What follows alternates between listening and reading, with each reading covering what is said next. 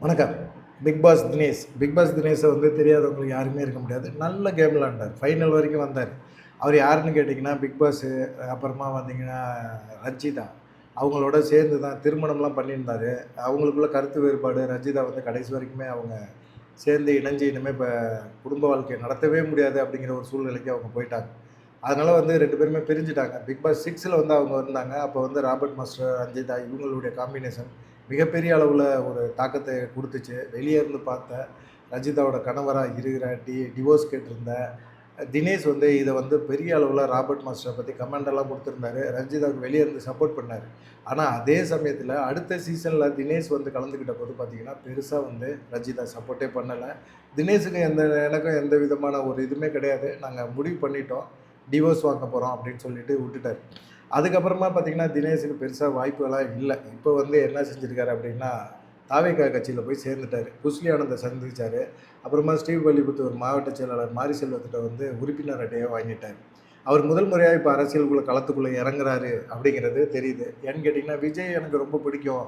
நடிப்புக்காக தான் நான் சென்னை வந்தேன். ஆனா ஓட்டு போடுறதெல்லாம் பார்த்தீங்கன்னா, நான் ஸ்ரீவில்லிபுத்தூர் போயிருவேன். ஓட்டு அங்க தான் போடுவேன். அப்போ வந்து நான் சின்ன வயசுலேருந்தே எனக்கு அரசியல் ஆர்வம் இருக்கு. எங்க தாத்தா ஒரு விவசாயியா இருந்தாரு. ஆனா அவர் விவசாயி இருக்கும்போதே அந்த அழகர் அணைக்காக அவர் எவ்வளோ தூரம் கஷ்டப்பட்டாரு. அப்படிங்கிற ஒரு இத வந்து நான் நேர்ல இருந்து பார்த்தேன். அப்படியே என்னுடைய அண்ணன் கூட என்ன செஞ்சாரு, இலங்கையில வந்து நடக்கிற அந்த போராட்டங்கள், அந்த சண்டைகள் இதெல்லாம் பார்த்த பிறகு அவருக்கு ஒரு எண்ணம் வந்துச்சு. இலங்கை பெண் வந்து ஒரு திருமணம் பண்ணணும் அப்படிங்கிற ஒரு எண்ணம் இருந்தது. அதேபோல அவரும் பண்ணாரு. இப்படி நெறைய விஷயங்கள் எனக்குள்ள ஒரு தாக்கத்த ஏற்படுத்துச்சு. மக்களுக்கு நல்லது பண்ணணும்னா ஏதாவது ஒரு அரசியல் கட்சியில சேரணும்னு வெயிட் பண்ணிட்டு இருந்தேன். இப்ப நம்ம தலைவர் விஜய் இவர் வந்து கட்சி ஆரம்பிச்சுட்டாரு. நம்ம என்ன பண்ண முடியும்? அந்த கட்சியில சேர்ந்து தான் ஆவணும் அப்படின்னு சொல்லிட்டு தாவேக்கால இப்ப சேர்ந்திருக்கேன். இனிமே பாருங்களேன் என்னுடைய எழுச்சிய, கட்சிக்காக நான் எப்படி உழைக்கிறேன்னு பாருங்களேன்.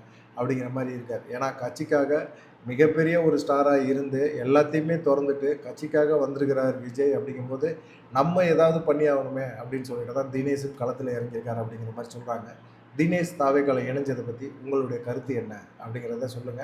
பிக் பாஸ்ல அவர் விளையாண்ட விளையாட்டு செம்மையா விளையாண்டாரு. மைண்ட் கேமிங் சூப்பரா விளையாண்டாரு. அவருக்கும் விசித்ராவுக்கும் நடந்த சண்டைகள்லாம் நெறையா இருந்தது. அதெல்லாம் பத்தி உங்களுடைய ஞாபகங்கள் எப்படி இருக்கு? அப்படிங்கிறத மறக்காம கமெண்ட் பண்ணுங்க. பார்க்கலாம். நன்றி. வணக்கம்.